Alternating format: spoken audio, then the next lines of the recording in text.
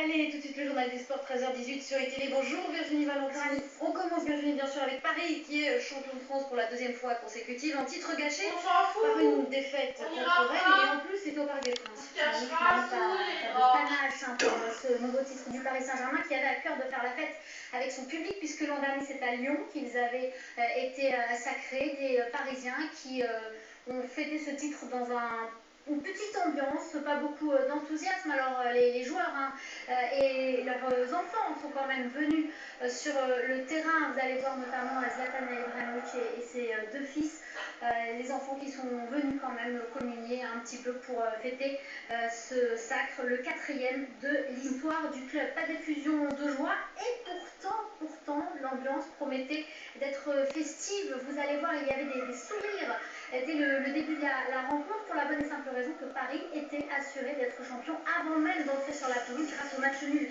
de Guingamp contre Monaco un peu plus tôt, et ça a parfaitement débuté d'ailleurs pour Paris qui pensait voir se profiler le scénario idéal, ouverture du score après seulement 2 minutes 30 de jeu par Lavezzi. 20 minutes plus tard, Fouad Kadir va égaliser pour les Bretons. L'ambiance en prend un petit coup et elle va carrément plombé 4 minutes plus tard avec le but de Georges Ntep sur coup franc. Les Parisiens sont menés 2-1 et l'entrée en jeu de Zlatan Ibrahimovic à la 57e minute n'y changera rien, même si elle a redonné espoir aux supporters.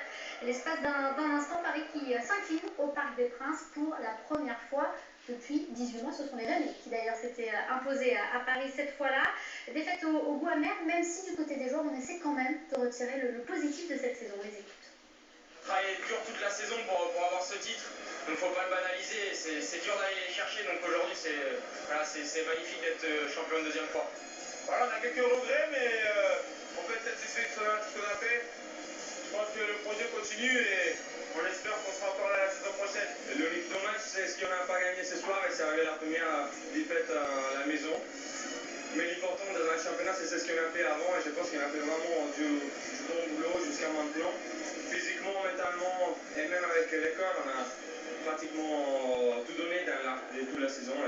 Voilà donc les Parisiens qui n'ont pas brillé hier soir, ce qui n'a pas empêché les supporters d'aller célébrer ce titre, deuxième consécutif. Ils étaient des milliers sur les Champs-Élysées, comme le veut la tradition, pour aller fêter cette deuxième victoire consécutive du club de la capitale. Des supporters plutôt heureux, pas de débordement. On sait qu'on craignait que ça ne dérape comme ça avait été le cas l'an dernier. Cette fois, eh bien, pas d'incident grave à déplorer. Alors on a entendu tout à l'heure des supporters qui sur les champs étaient plutôt satisfaits, mais ils étaient en revanche assez déçus, parfois amers, à la sortie du Parc du Prince. Écoutez.